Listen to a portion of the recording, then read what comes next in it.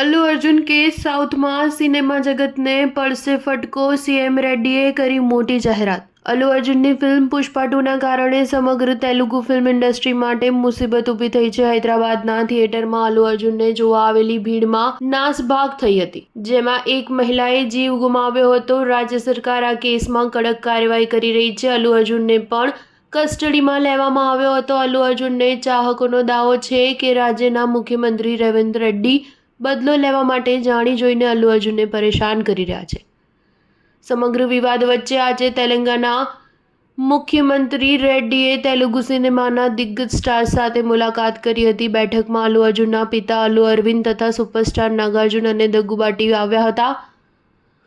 બેઠકમાં મુખ્યમંત્રીએ કડક સૂચના આપી છે કે ફેન્સને કંટ્રોલમાં રાખવાની જવાબદારી એક્ટરની છે. કાયદો વ્યવસ્થા સાથે કોઈ સમજૂતી કરવામાં આવશે નહીં.